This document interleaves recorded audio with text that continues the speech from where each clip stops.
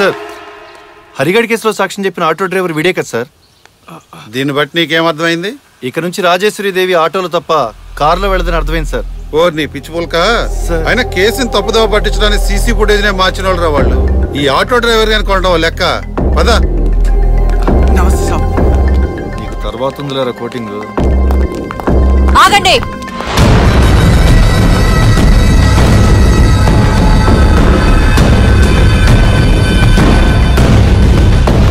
ఇదేమన్నా క్యాబరే డాన్సులు జరిగే క్లబ్ అనుకున్నారా? మీరంతా వచ్చి హల్చల్ చేయడానికి?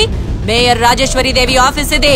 చల్ హట్. సారీ మేడం, క్రిమినల్స్ దాకున్న ప్లేస్ క్లబ్ అయినా పబ్ అయినా పబ్లిక్ ప్లేస్ అయినా ఒకటే మాకు. ఎవడ్రా క్రిమినల్? నా పర్మిషన్ లేకుండా నా ఆఫీస్ కు వచ్చిన నువ్వు క్రిమినల్ వి. ప్రోటోకాల్స్ ఫాలో కానీ నువ్వు కల్ప్రిట్ వి. ఎవరు క్రిమినల్ తేలిపోతుంది. ఒకసారి మీ అబ్బాయిని పిలవండి. ఎందుకు పిలవాలి?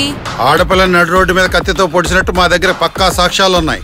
ఎక్కడి నుంచి తెచ్చావురా సాక్ష్యాలు? రాజ్యాంగంలో రూల్స్ ప్రకారం తీసుకొచ్చావా, లేకపోతే రాళ్ల మీద ఏమైనా చెక్కించావా పర్మనెంట్ గా నిల్చుండిపోవడానికి? సాక్ష్యాలంట సాక్ష్యాలు. ఎరా నువ్వు టీవీలు చూడవా? డైలీ న్యూస్ పేపర్లు చదవ్వా? ఆడపిల్లల్ని రేపులు చేసి హత్యలు చేసి ఆ రక్త మార్కల్ని కర్చీఫ్ తో తుడిచేసినట్టు కరెన్సీ నోట్లతో తుడిచేసిన కేసులు ఎన్ని చూడలేదు? అంతకంటే దారుణమైందా ఈ కేసు?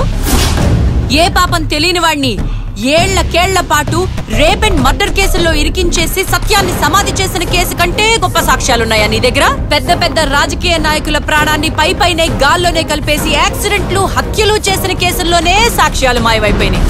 మేడం, మీ పొలిటికల్ మీటింగ్లు వినడానికి రాలేదు ఇక్కడికి. చలాట్. నా కొడుకుని సాక్ష్యాలతో సహా అరెస్ట్ చేయడానికి వచ్చానంటావు. ఇదేనా నీ దగ్గరున్న సాక్ష్యం? గుండు సూది దొరికింది కదా అని చెప్పి గోల్కొండ తవ్వడానికి బయలుదేరాడంట నీలాంటి బఫూన్ గాడు. మర్యాదగా చెప్పండి మేడం, మీకు ఆ పెన్ డ్రైవ్ ఎవరు ఇచ్చారు? చలాట్. నన్నే ఇంటరాగేట్ చేస్తావరా? మేడం. గంగారాం సార్, ఆ పెన్ డ్రైవ్. ఇంకేం మాట్లాడొద్దు గంగారాం. రాజేశ్వరి దేవి గారు చట్టాన్ని గౌరవించే వ్యక్తి. ఆవిడికి మనం ఇచ్చే గౌరవం ఇదేనా? సార్ అది కాదు సార్. ఇంకేం మాట్లాడొద్దు అన్నానా? పద వెళ్ళి ఆఫీస్ లో మాట్లాడుకుందాం.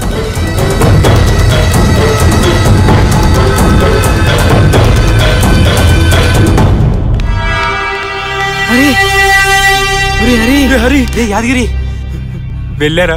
హాస్పిటల్కి వెళ్ళారా? నా శిరీషని చూసారా? ఎలా ఉందిరా? కోలుకుంటుందా? కోలుకుంటుందిరా. బాగుంది కదరా శిరీష? బాగుంది కదరా. బాగుందిరా. నన్ను అడిగిందారా? అడిగింది కదరా. అడిగిందిరా. నన్ను అడుగుతుందిరా. నాకు తెలుసురా నా శిరీష గురించి. రే అది ఏడుస్తున్నాడేంట్రా? రే శిరీష హాస్పిటల్లో చచ్చిపోయినాడేంట్రా? తీసుకొచ్చి బయట పడేశారా? అది బతకాలంటే లక్షలు కావాలరా, లక్షలు. అది బతకదంటున్నారా డాక్టర్లు. దీనికి అతనికి కారణం హరిగాడేరా, హరిగాడేరా.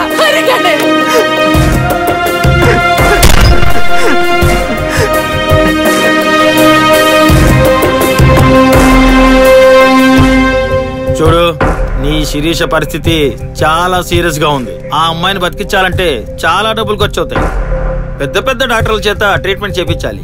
సార్ శిరీష నా ప్రాణం సార్, ఎలాగైనా కాపాడండి సార్. తప్పకుండా బతికిస్తాం, కానీ దానికి మేం చెప్పినట్లు నువ్వు ఒకటి చెయ్యాలి. సార్ మీరేం చెప్పినా చేస్తాను సార్. నా శిరీష బ్రతికితే చాలు సార్. నువ్వేం చేయాలో మొత్తం దీంట్లో రాసి పెట్టాం. చదివి సంతకం పెట్టు.